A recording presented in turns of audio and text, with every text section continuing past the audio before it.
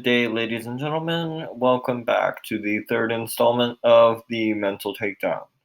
On this episode, we are lucky enough to be joined by Duke incoming redshirt junior, Josh Finesilver. My interview with Josh is certainly an interesting one, and he opens up about having three other brothers that also wrestle for the Duke program, as well as his experiences on the senior level while balancing his time as a full-time Division I collegiate wrestler at a top 10 university. Thank you so much to Josh for doing this, and without further ado, I'll leave you alone and roll the clip. And through the power of the internet, we now have Duke redshirt incoming junior Josh Finesilver joining us. How are you doing, Josh? I'm doing well. How are you? Good. And I guess the first obligatory question is, how has kind of this chaotic time and, quarantine affected the way you kind of go on a day-to-day basis? Yeah, it's been tough. Pretty much, like, my training schedule has been completely changed. Before the whole quarantine happened, I was training, 2 to 3 times a day. And since it's happened, I've been doing at least once a day, but it's been tougher because I obviously don't have access to, like, wrestling mats, and I've been having to kind of use my brothers as training partners in our backyard, or just trying to find ways to stay working and keep putting time in. So Is there kind of like the nostalgic element? Because I'm pretty sure that's what y'all did before kind of y'all all went to Duke and wrestled as college athletes. yeah, it was definitely weird, definitely nostalgic.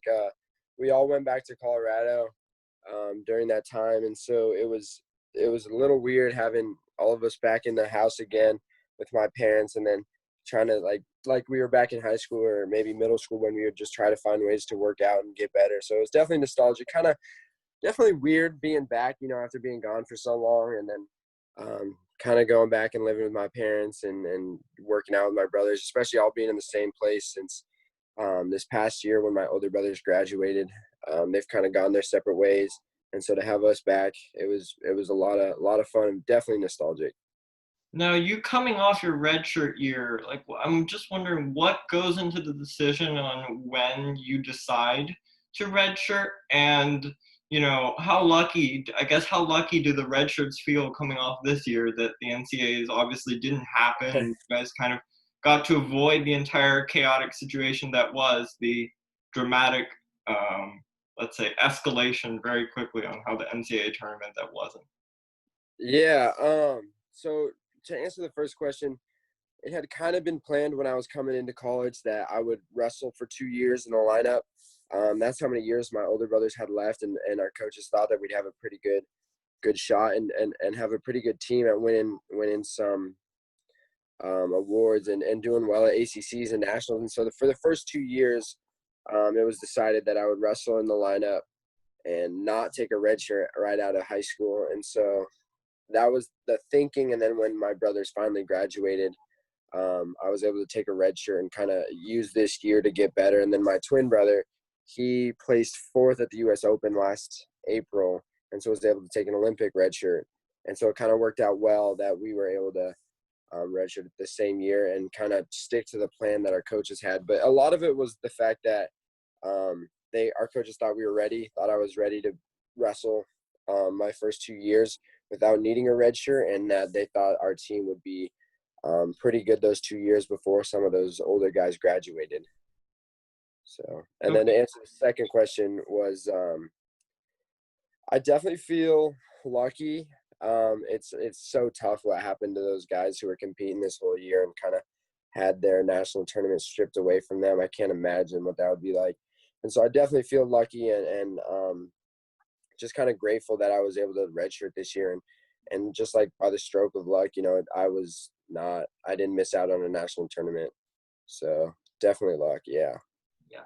And I'm wondering if, like, after all the opens and all the, in the first semester where you're wrestling unattached during your redshirt year, once all that is said and done, like in the second semester when you kind of go behind the scenes, like other than like let's say the physical aspect of it, which I've been very open on my blog and socials that I know nothing about. What other improvements like are made throughout the redshirt year that other people may not see?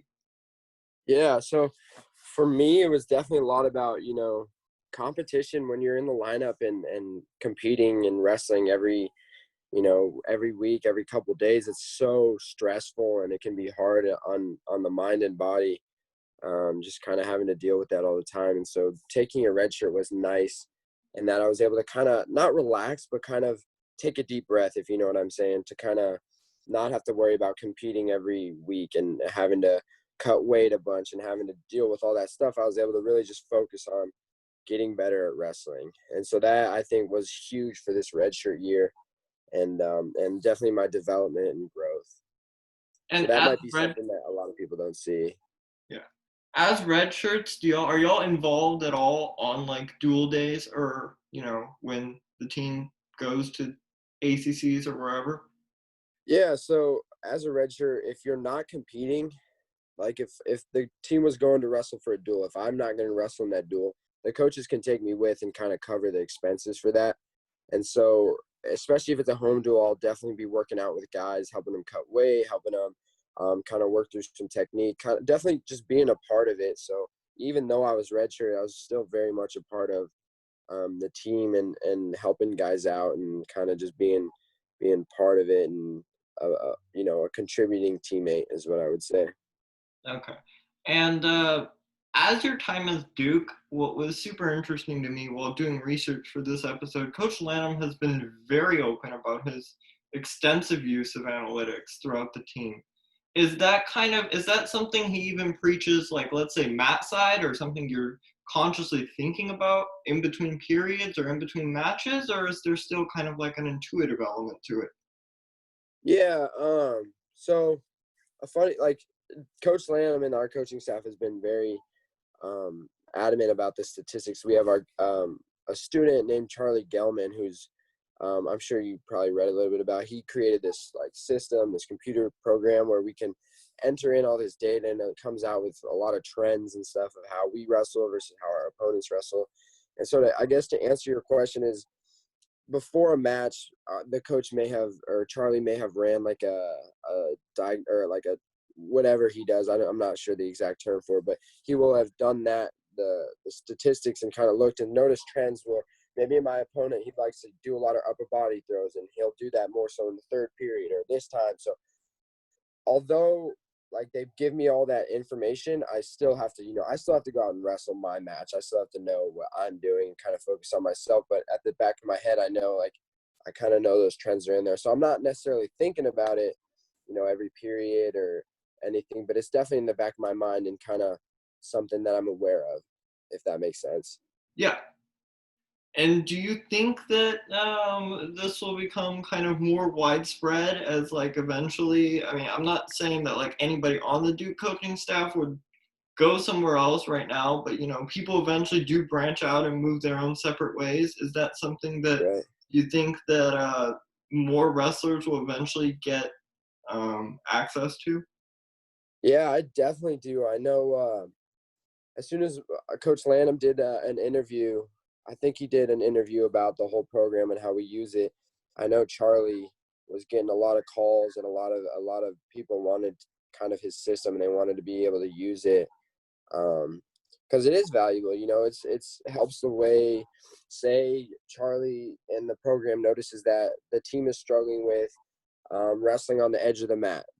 He can say, well, he can go to the coach and say, this team is struggling with this, and then we'll have practice, centered towards that. So it's definitely helpful because, you can have the coaches creating practice plans around the trends that they see based on the data, and it's definitely a tool that I can see being implemented across D1 wrestling for sure, and D2 and all levels of wrestling really, with how valuable it is and honestly how easy it is to just kind of use his program and enter the data.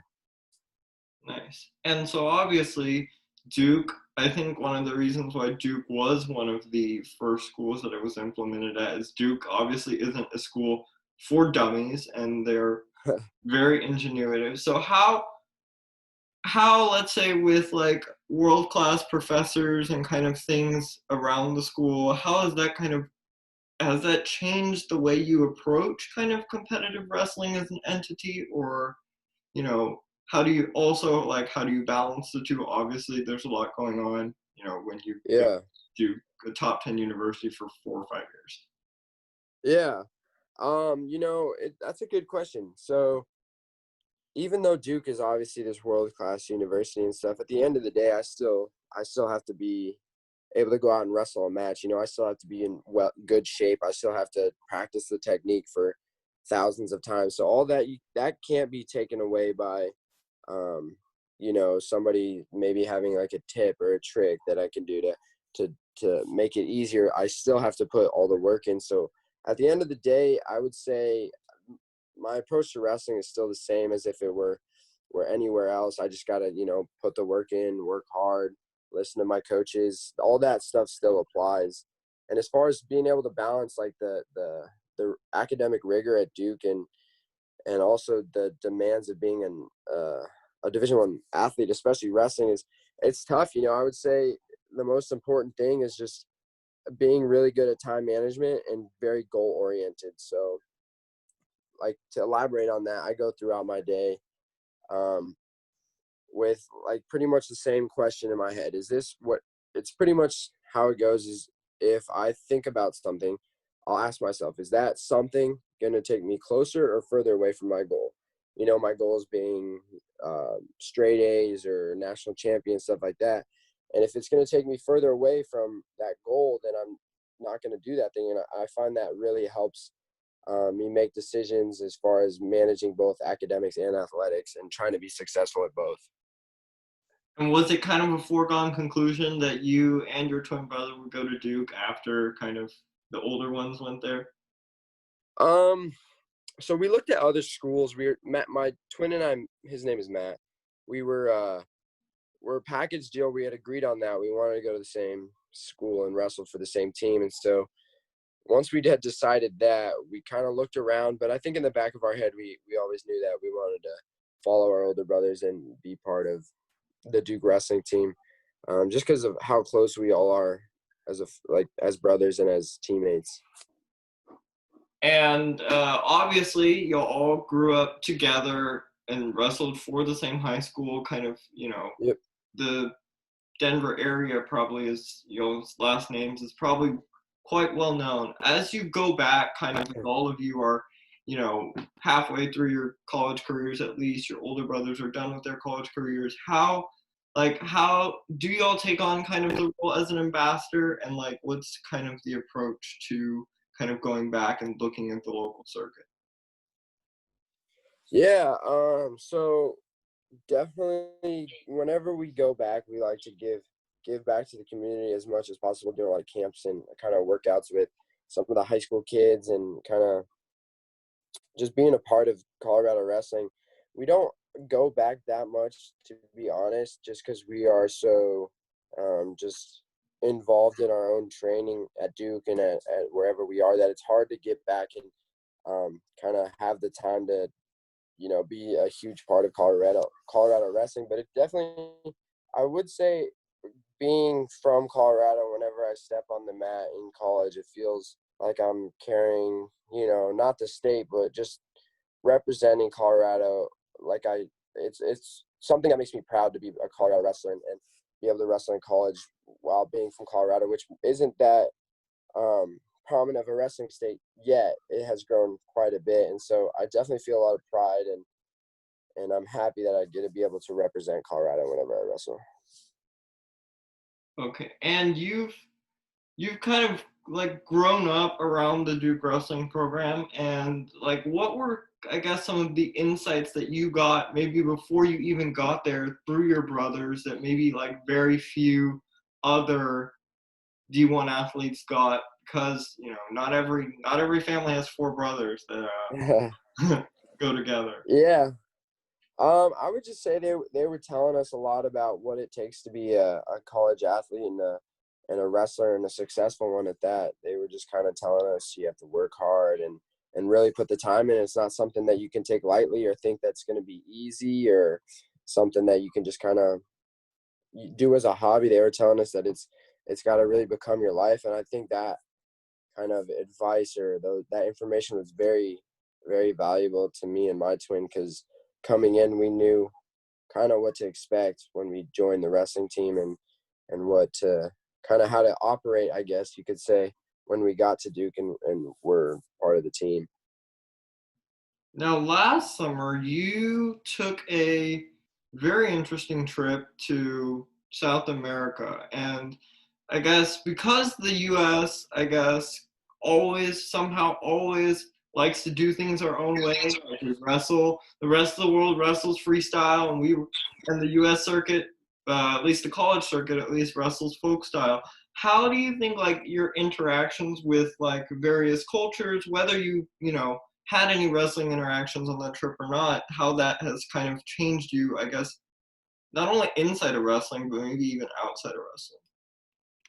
Yeah, so it's tough, growing up wrestling folk style my whole life and through high school and doing a little bit of freestyle here and there. It's tough thinking like after college that you kind of have to switch the straight over to freestyle and likely won't ever compete in a folk style match again. So that's tough, and I think that's where we kind of struggle as a country, having Russia and Iran and all those other countries just training freestyle their whole lives. That definitely gives them an upper hand. And so I would say it's tough for American wrestlers and to be able to make that switch and compete at the same level, even though we do a pretty good job, we just don't have nearly the depth. But I went to Hungary for a wrestling trip, and a lot of the way they thought about the sport was a lot different. They thought of it just kind of more of like a game, and that's how they taught their kids, versus in the US, we're taught like more so to care about winning and losing, and versus, in those other countries, it's more kind of focused on the development and having fun and more of a holistic approach rather than seeing results now, which is what happens in the US. And so that's definitely some valuable insight that I've gotten from being overseas and training with, a lot of foreign wrestlers. Is that maybe ultimately another one of the reasons why you have done some senior level tournaments, even though your college career may still be in full swing? Yeah, definitely why. Is just to like wrestling those senior level guys is a lot of that it requires a lot of growth and development, and it's valuable experience that I can turn on and use when I need to back in, when it's the collegiate season and I'm wrestling with the Duke singlet. So it's definitely valuable. And I guess how like obviously on the college level circuit, y'all are dueling like every weekend for maybe 4 or 5 months straight. Whereas Yeah. on the senior level circuit, the tournaments are kind of more few and far in between. So as you're waiting kind of for the senior circuit to pick up again, do you think that like what's the difference between, like, let's say you get a shot at redemption 48 hours from now versus you may Mhm. have to wait 2 3 months before you get a go at it again?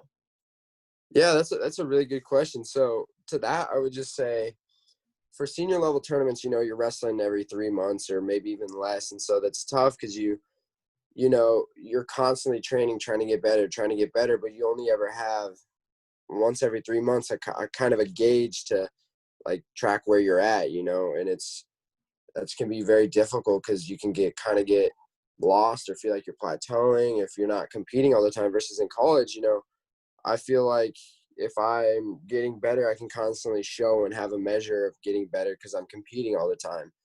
And I can, not to say I can afford to have a bad day, but it means a little bit less if I show up to a match and don't wrestle well, versus on the senior level, if I show up on that day and I don't wrestle well, that's my only shot for another 3 months.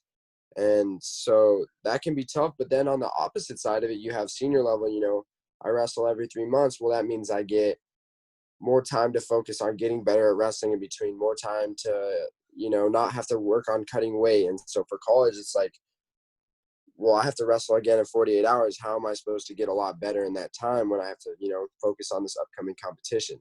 So it's definitely, each has their pros and cons, but it is a lot different even though kind of you still approach it generally the same, there's still a lot of a difference. And is that why ultimately you think that, let's say, like the red shirt is much more common in college wrestling than, let's say, other collegiate sports? Is that that year is so important to kind of the development, not only just technically, but in other aspects as well? Oh yeah, definitely. I would say that's exactly why redshirting is more common in wrestling. Also, I would say that the transition from high school to college wrestling, that jump is a lot bigger than pretty much any other sport you can find.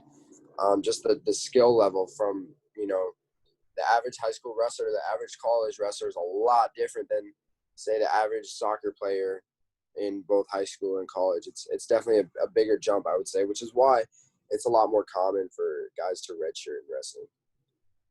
And is that just because like the coaches at the college level have so much more like experience and knowledge, or is it just also kind of more like a physical element as as you get older you get stronger? I'm still waiting, by the way, but but yeah, is that kind of just because the college coaches just have so much more experience than? Yeah, I would say that, as well as just a physical element. There's definitely a difference between an 18-year-old kid right out of high school versus a 23-year-old man who's been, wrestling guys for 5 years. There's definitely a difference.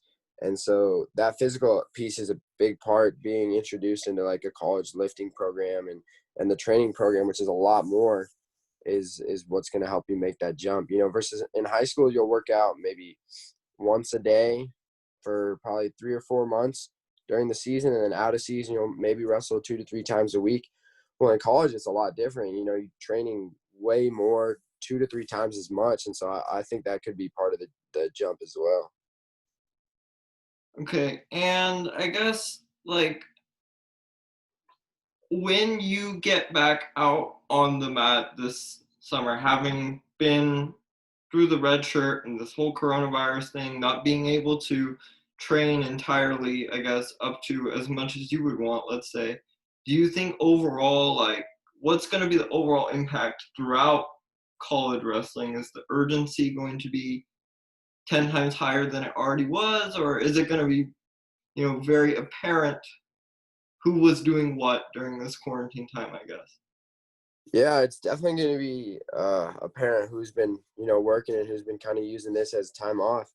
And like you were saying, the urgency part, I think for guys who maybe seniors or pretty much everybody, they feel like they missed out on a year to achieve their goals. And so they're going to feel like they have less time to achieve those goals and reach the podium and national championship spot. And so I think there's definitely going to be urgency and a lot of people just kind of putting everything they have out there instead of holding back like they have more time, if you know what I'm trying to say. Yeah. So, also, what's interesting is Coach Lanham has always been at Duke for quite a while now, but he has brought on quite a few like collegiate assistants, people that have graduated from Duke in the past couple of years. I guess, do they have any like different perspectives as to the way they think about wrestling, maybe having grown up in different generations and gone through the system at different times?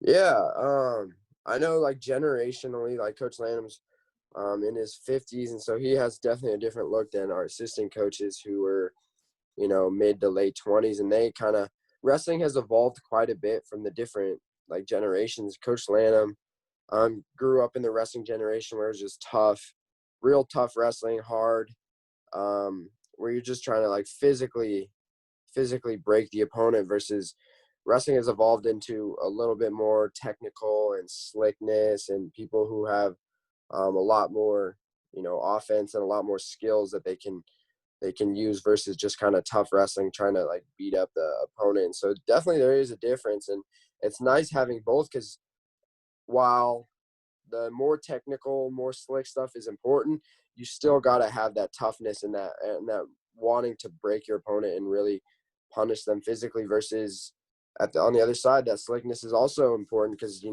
You got to be able to be technical and evolve with the sport. You can't just get left behind. Now, kind of reflecting on one specific memory, when you wrestled 2 years ago, you kind of had this moment where you wore the strap at Cameron around your nose. Do those kind of like moments stick out, and how often do you like kind of go back and think about those things, just maybe especially during this time? Yeah. Um, yeah, that moment definitely sticks out. I think that'll be a moment I never forget for a couple reasons. One of the reasons was that it was my parents' first time watching me wrestle in Cameron Indoor. And so that was cool. It was the first time they had seen me wrestle on Duke's campus. So that was one reason. The other reason is that it was my older brother's senior night.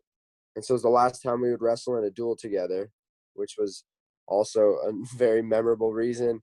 And then a couple other reasons were that it was against North Carolina, a huge rival, Right. which was very fun. And then just kind of how the match went. I was down 8-3. I kept having to take blood time because of bloody noses, and I was still able to, fight back and win the match. So that's a match that I'll never forget. And as far as how often I look back on that, especially during this time, whenever I feel maybe a little down or feel like I need some motivation or something, I'll look at pictures or watch the match again and just remember how good that felt to win, despite having to take so much blood time and not and just so much stacked against me, and how good it felt to do that in front of my parents and for my brothers. And so I definitely look back on it anytime I need a little motivation, because it does help me try to remember that feeling and why I try to work so hard and why I do this sport. And do those kinds of things kind of give you a psychological advantage when maybe like let's say you're in a similar situation, if you're like down again in the middle of the match in a season, whereas knowing that you've done it before, I guess.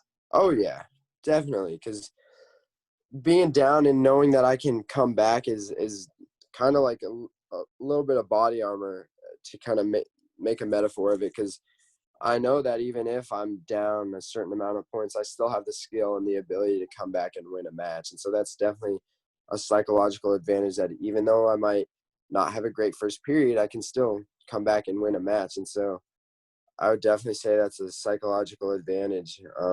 And that wasn't the first, and to kind of prove your point, it was earlier in the season that I had been down and came back 2 or 3 times.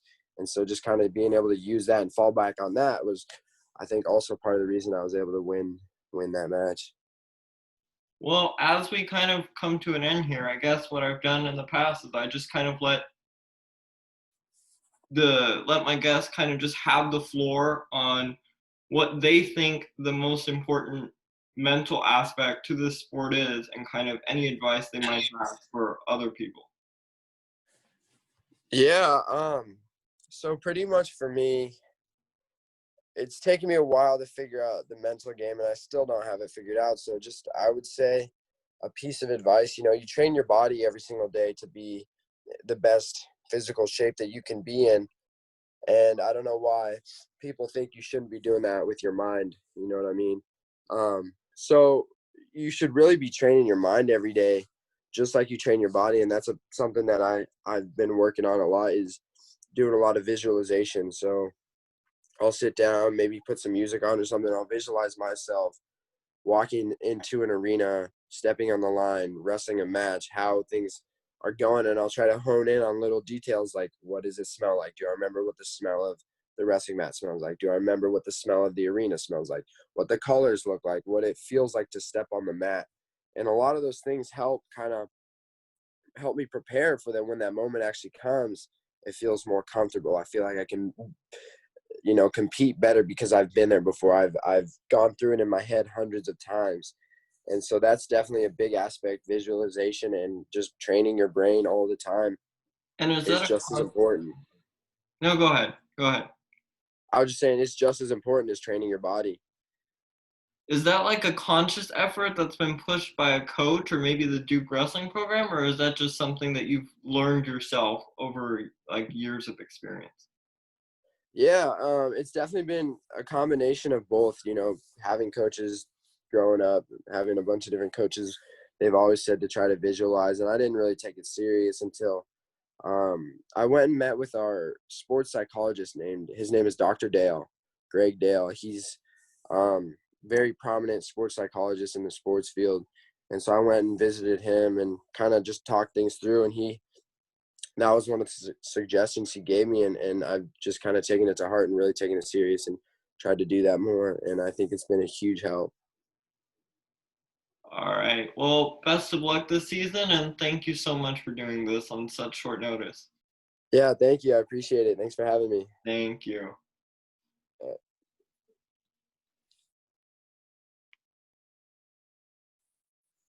Thank you so much for tuning in to the third episode of The Mental Takedown. Huge thank you to Josh for doing the show, and as always, best of luck for this upcoming collegiate wrestling season. A couple of announcements on the show. We are now officially on all your favorite podcast platforms. That sounds so crazy to say, but all that stuff will be linked down below, as well as all of our social media and good influencer jazz and whatnot. If you do enjoy the show, giving it a follow, writing a review, all that stuff really does help the show out. And thank you so much once again for tuning in, and we'll see you next time.